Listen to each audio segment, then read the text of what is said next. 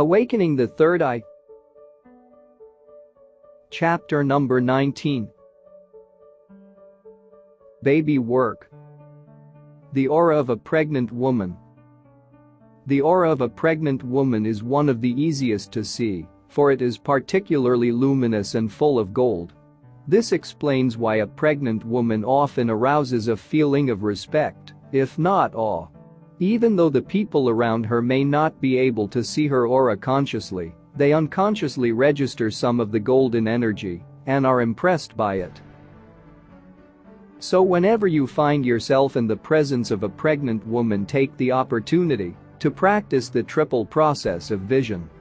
The gold color in the aura indicates that the pregnant woman is intensely connected to high spiritual beings who support and foster the embryo.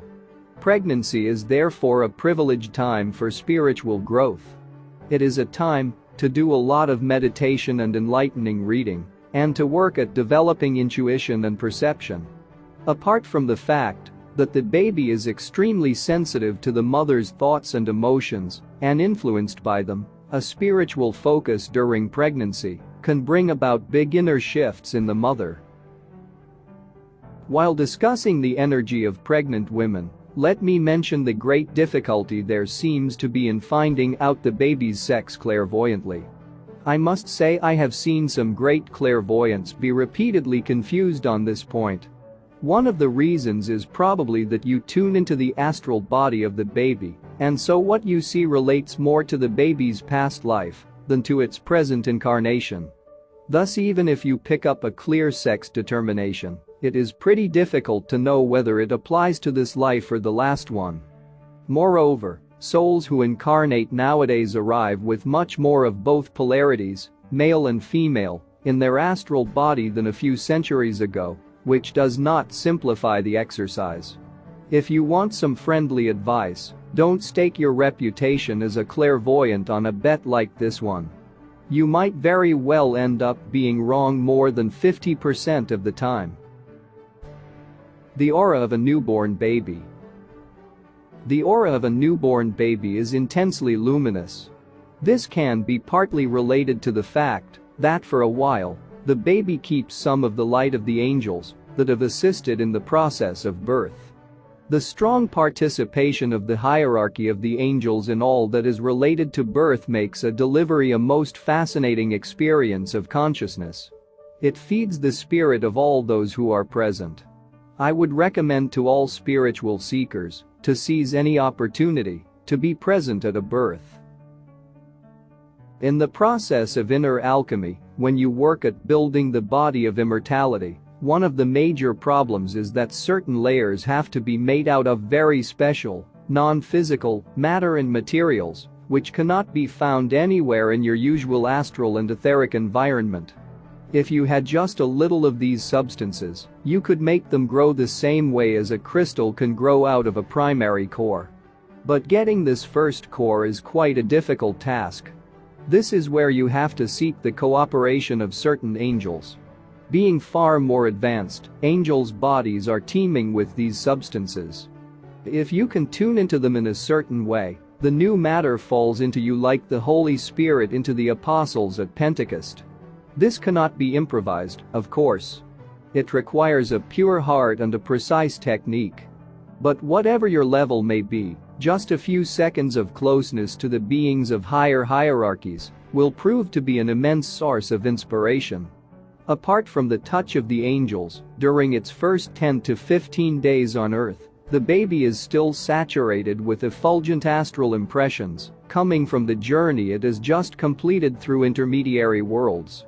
These can be perceived as extremely vivid images that flow into your consciousness as soon as you tune into the child's aura. You receive clear visions of where the baby comes from, space, worlds between death and rebirth, and also possibly its last incarnation. The baby overflows with astral images. All you have to do is tune in and impressions rush into your field of vision. Babies are very aware in their eye. Babies are utterly psychic. A simple and spectacular way to convince yourself of this fact is to remain very focused in your third eye while in the company of a baby, less than 1 year old. You will be amazed at how responsive the baby seems to be to any message you send through your eye. Practice in the following way: each time the baby starts crying or expressing some dissatisfaction, go straight into your eye and tune into the child. You will be surprised how often you get a clear response. The baby stops screaming immediately and tells you what's wrong, directly from eye to eye. Even if the yelling does not stop completely, there is a response and the child acknowledges that contact has been made.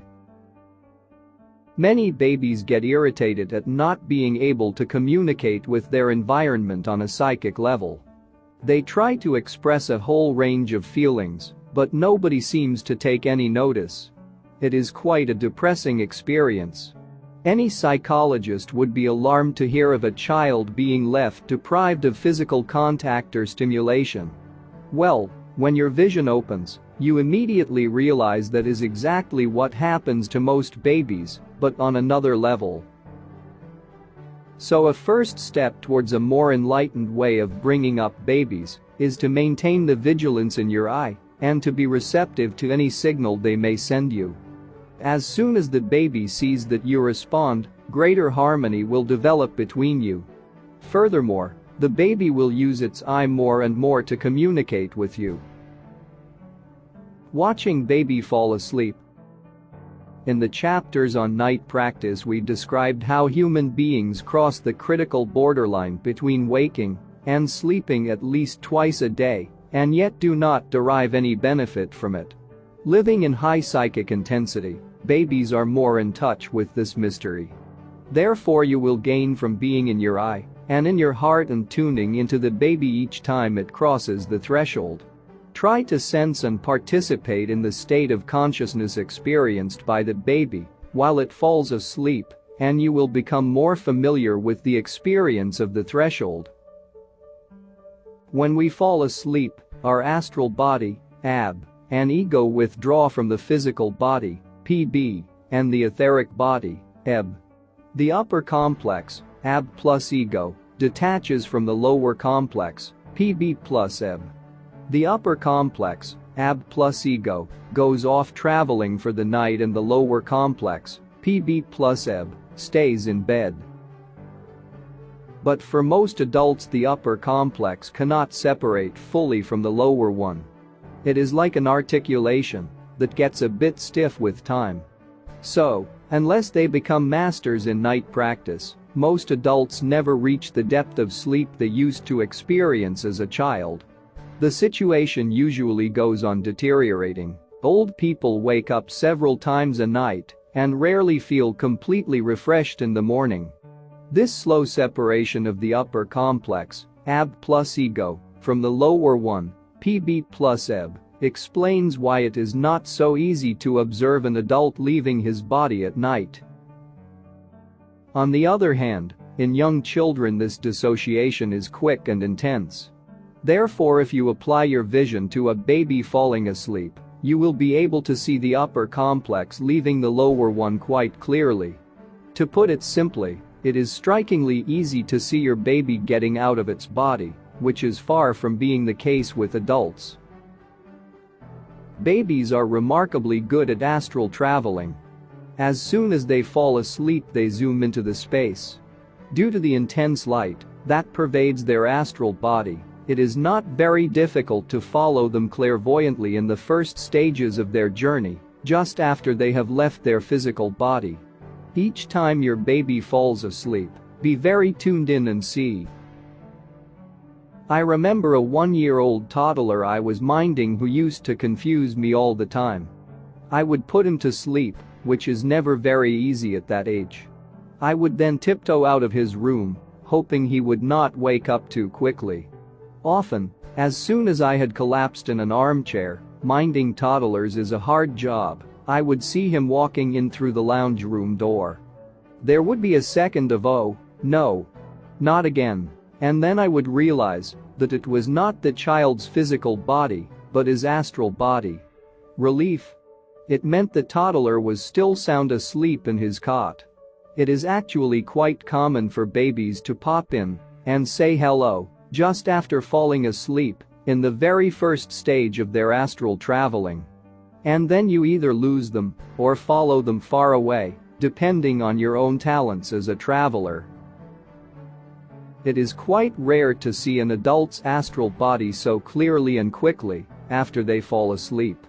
The person would have to be remarkably trained and their subtle bodies very developed, constructed and crystallized.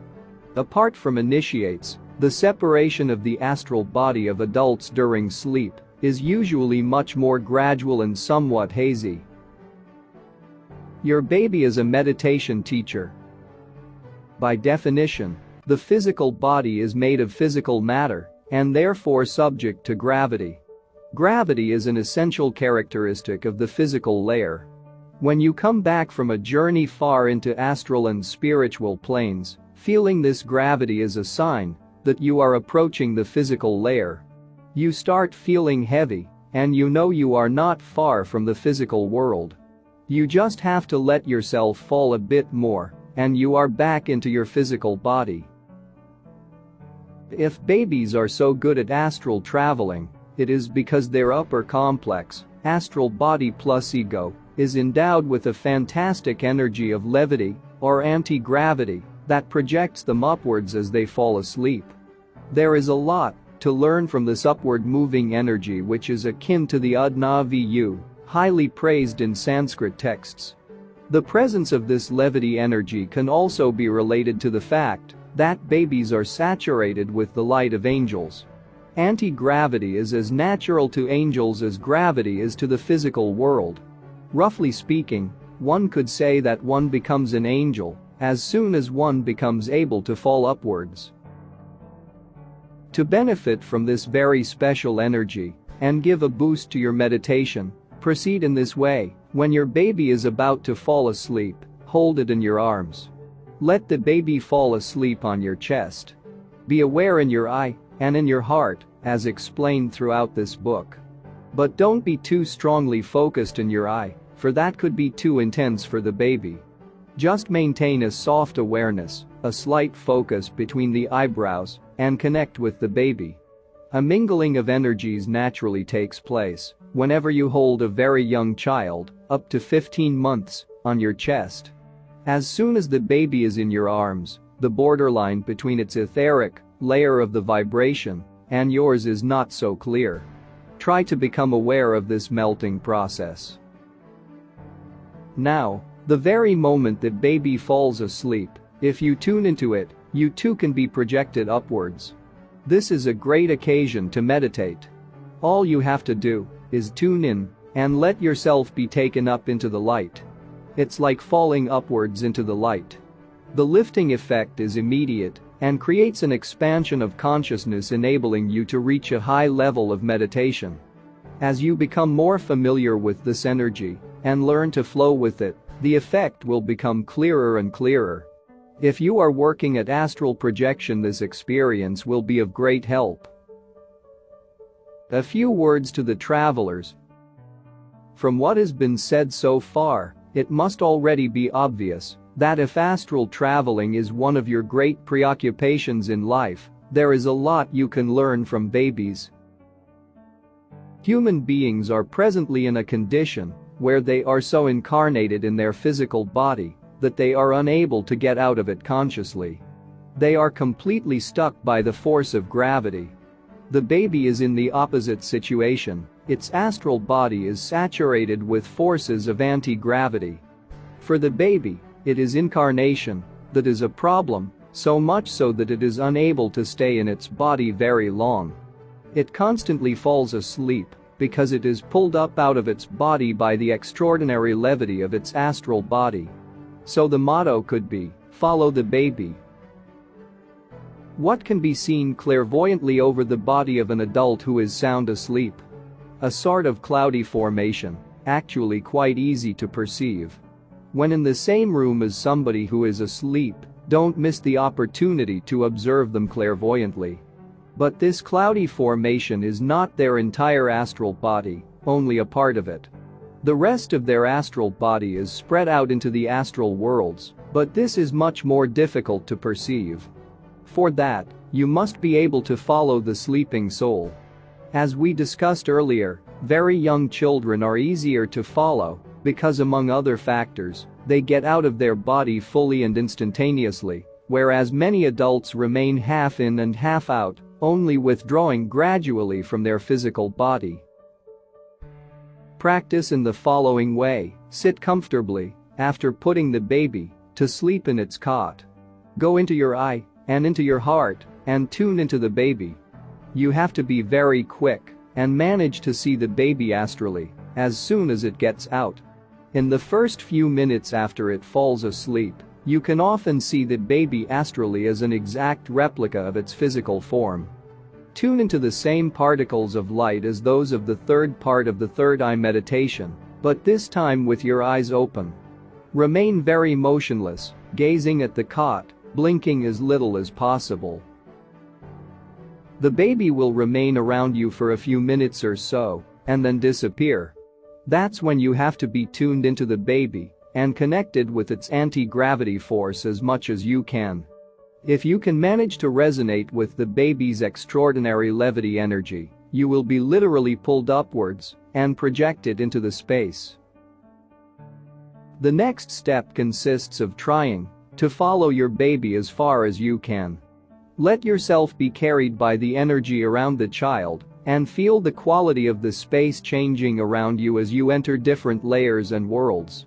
Being in a half-awake, half-asleep state of great tiredness, common to many parents who are woken up several times every night by their baby, will actually help experiences of traveling. I would not recommend sleep deprivation to anyone, but if the parents are already in that state, they might as well take advantage of it. Babies will be delighted if you can travel with them. To them, it is great fun and also very reassuring to feel a continuity between this world and the others, meeting the same people in different layers. They also know that, if anything goes wrong during the night, they can rush to you and get help. How long does it last?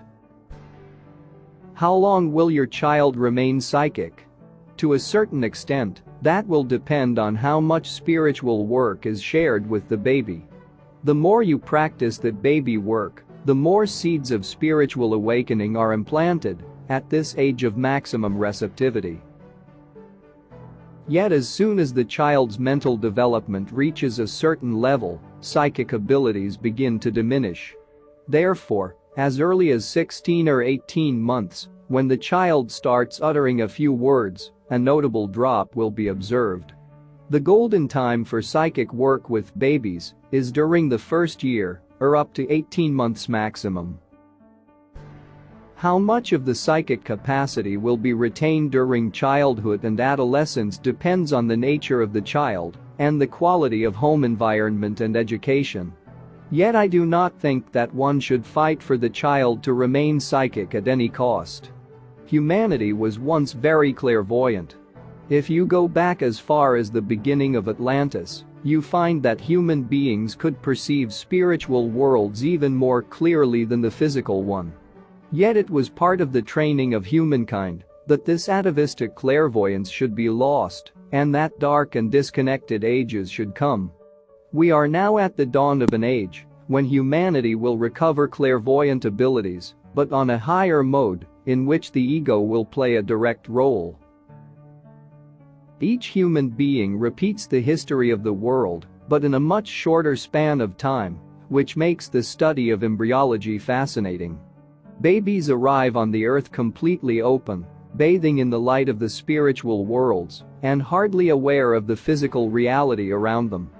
If this cosmic perception were not veiled, it would be very difficult for the child to establish physical references and become grounded. So to respect the natural trend of development, you have to accept that your child becomes more mental and less psychic. You may accompany the spiritual growth of the child with the proper education, but you can't block the child from living in the mind. What you help the child develop in the first year will remain like a treasure waiting for him or her.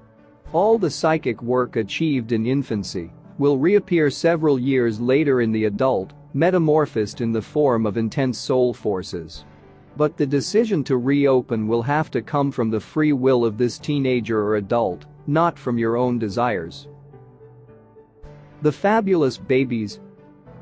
Psychic couples are rare, and therefore it is not easy for evolved souls to find suitable parents.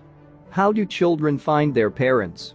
The soul floats in the astral and is attracted, as if by a principle of similarity, to a particular mother.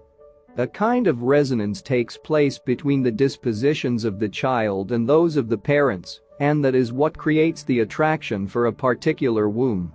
The more advanced a soul is, the more selective it becomes in its choice, waiting as long as needed to find parents who are evolved enough.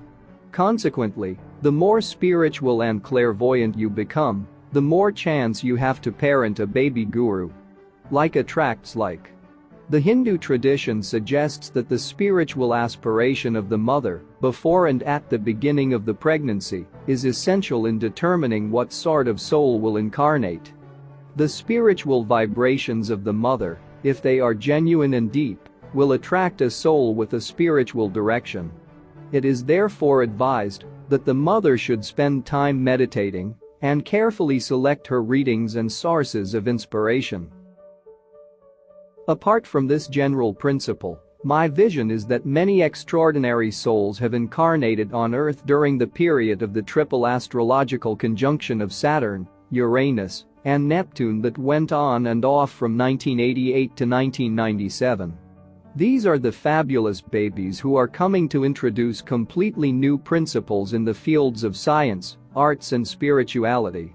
It can be expected that many of them will display exceptional psychic abilities right from cot time and will continue to do so throughout childhood and adolescence. I foresee that the parents will have to do a lot of work on themselves if they want to be of any help to their children, or even simply to understand what's happening in their own home. These children won't be easy to follow, not only because their level of development will be far superior to that of their parents, but also because they will come to introduce totally new concepts and seeds in the fields of science, arts and spirituality. Preparing the field for these fabulous babies is one of the main reasons the Clairvision School was founded. This is the end of chapter 19 of Awakening the Third Eye by Samuel Sagan, MD. Break time equals 2000 milliseconds. Please listen to this recording minimum 3 times for better and long-term results. If you like this recording, please comment and share it with your friends and loved ones. Stay tuned for listening more books like this. Thank you and good luck.